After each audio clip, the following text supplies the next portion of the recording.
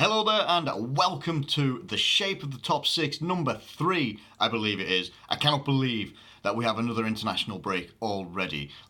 I'm pretty sure we're having more international breaks year on year on year. I truly believe that, honestly. I don't remember having this many last year. Anyway, let's just get straight into this. Let me know what you think of the shape of the top six right now. And obviously, one of them's doing a little bit better, but the most notable one that isn't doing so well right now, that would normally be in the top six, Tottenham sat in 14th. Now, I'm not going to focus on Tottenham because I've already done one on Tottenham already, but things do not seem to be getting better for them. 3 wins, 5 draws and 4 losses after 12 games. So you're looking at almost, what is that? Is that a quarter of the way through or a third of the way through? Almost a third of the way through the season. Things have really got to start picking up for these guys. You're looking at Tottenham right now. People are saying that Everton are having an awful season. Well, what are Tottenham having when they're on the exact same points? Just goal difference separates them. So, anyway, let me know what you think of the top 6 right now. I'm going to run you through the top 6 as it stands. In 6th place is Arsenal. It's worth noting that Manchester United have got themselves a point behind Arsenal. They're in 7th right now. I think they've won possibly 2 of their last games. I think one of them was in Europa League or whatever it was. So they're actually doing a little bit better right now. Look like they've got a bit of a style of play. But Arsenal, they're in 6th position. Sheffield United are in 5th. Manchester City are in 4th. Chelsea and Leicester are in 3rd and 2nd on the exact same points. Goal difference separates. And then Liverpool are in 1st. Still unbeaten. 11 wins, 1 draw. So, what is the focus going to be on today? I think it has to be on Leicester and Chelsea. And a little bit of Sheffield as well. Sheffield, I feel like I've absolutely disrespected Sheffield massively, hugely.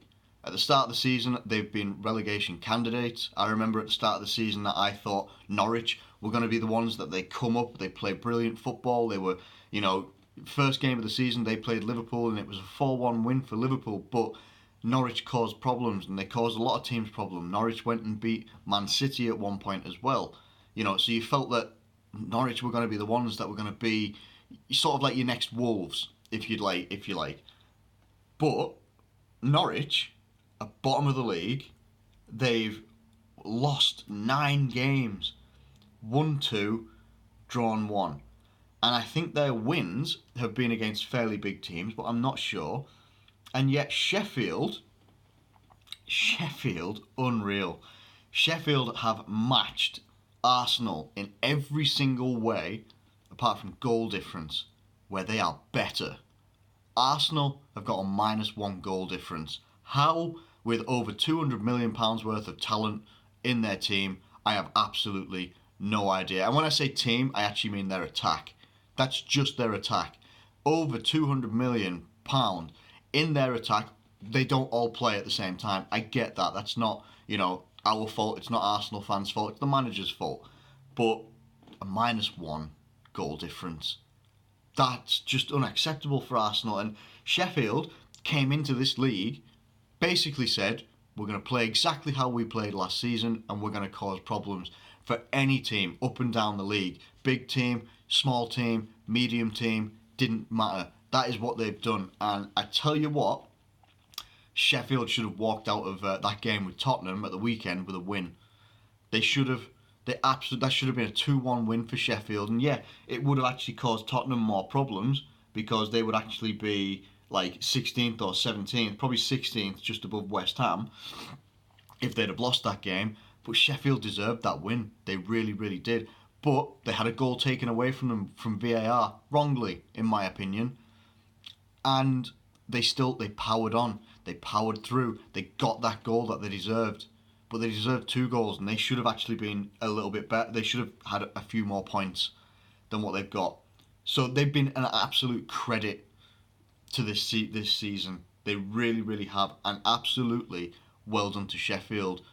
I think it was purely reactionary of how the start of the season had been. I think we'd only played 4 games in that season to think that Norwich were going to be the ones that were going to, elevate themselves like Wolves did last season. But Sheffield, man, unbelievable. Massive. I think his name's Chris Wilder, is the manager of Sheffield. Unbelievable job that he's doing right now.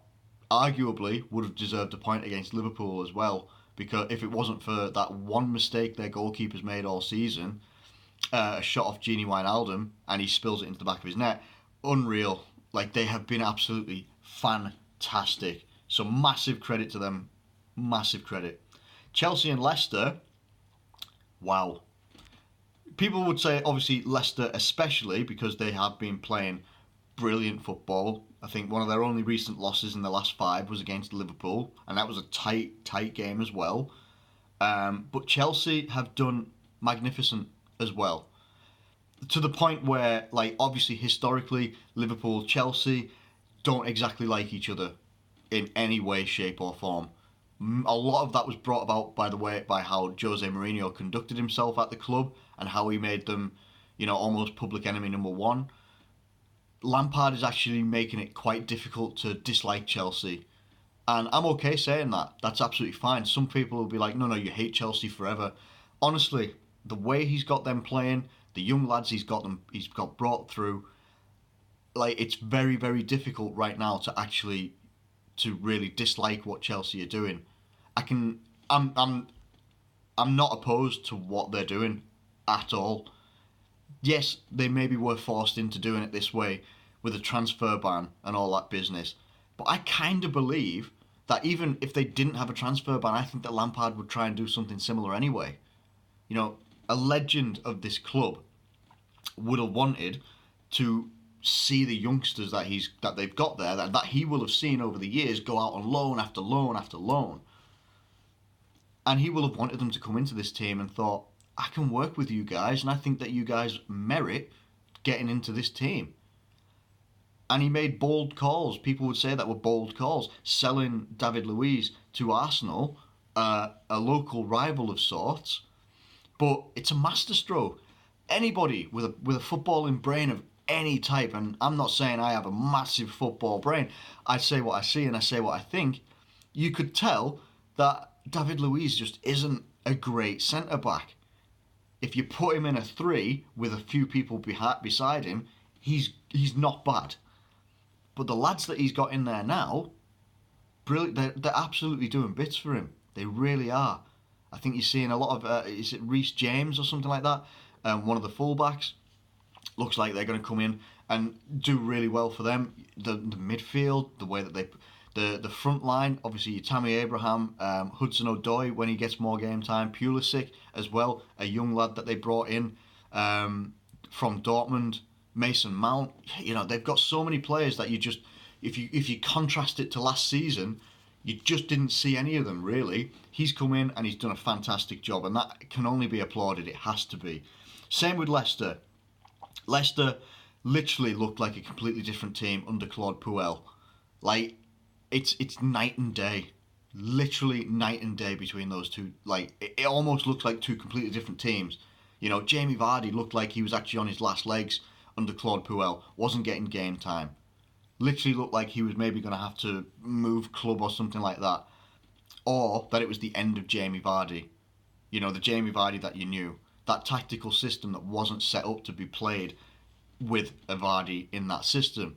Now you look at this team now, and having, they sold Harry Maguire for a massive profit, sold him to Manchester United, but this lad, this Soyuncu, Kaglar Soyuncu, I don't know how you say his name properly because I don't know Turkish pronunciations, but what a player he's been. Johnny Evans looks absolutely magnificent. You got Chilwell and Ricardo, is it Pereira at right back? I hope that's right. Obviously, you've got those guys. Attacking wise, are very, very good as well, and defensively are very good as well. Schmeichel in goal doesn't really need much more said about. He's a fantastic goalkeeper. That midfield rivals anyone's. And Didi, fantastic midfielder. Really tough midfielder, but not just tough. He's very good on the ball as well. Tielemans, outstanding young talent, and not just a young talent now, he is a very, very good midfielder. James Maddison, again, Another good midfielder, very creative, likes to drive forward and is very good on the ball. Forward players, Ayoze Perez looked like a good player for Newcastle, but wouldn't be for anyone else. What a player he is at Leicester. Obviously, I can't remember the other like forward players, like Harvey Barnes. Obviously, is one of them who is very good talent as well. Jamie Vardy, you know what you're getting with Vardy. The fact that Jamie Vardy, who people thought were finished last season, even myself, like the fact that he's top scorer of the league right now, it's unbelievable. What a tactical switch that Brendan Rodgers has done with this team. It's absolutely outstanding for Leicester, and you know what? It's outstanding for the league as well. This league was in danger of becoming La Liga of a couple of seasons ago, where it was just Real Madrid, Barcelona, Real Madrid, Barcelona, and with the odd takeover or the odd league win by Atletico. Other than that, just Barcelona and Real Madrid. It was in danger of becoming that with Liverpool and Man City. And I'm not opposed to that. Obviously, a Liverpool fan, I want us to be, top two at least. I'd love us to be top two consistently for however long we can keep it up. But, that's what it was in danger of. Now, what you've got is fourth place. You got Man City on 25 points, Chelsea on 26, Leicester on 26, Liverpool on 34. It's unprecedented what we're doing at the moment. But, genuinely, and then Arsenal and Sheffield in 6th and 5th, both on 17 points.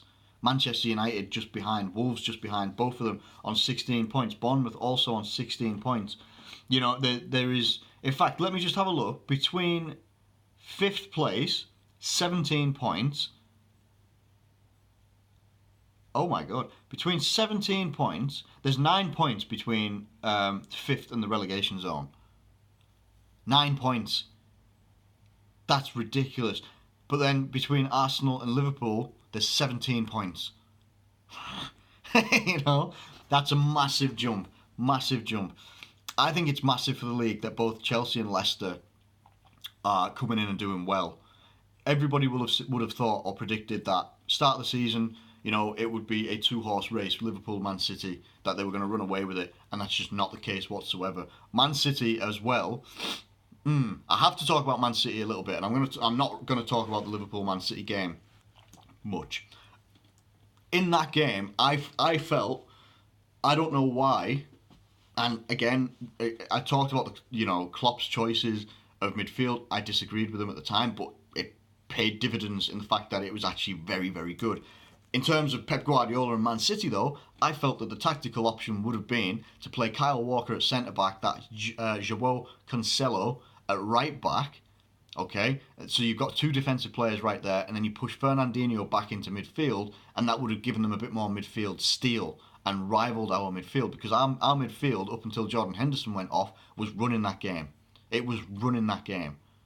I don't know why he didn't do that, and if he doesn't do something similar to that, until he can possibly buy another centre-back or whatever, or until Laporte comes back for them, whoever else comes back for them, he clearly doesn't trust Otamendi, and is right not to trust him.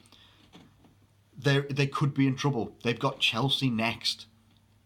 And now you're looking at it for them to stay in the title race properly, and while it's a long season, you can't lose the title, you can't win the title in November, December. You can certainly be out of it though.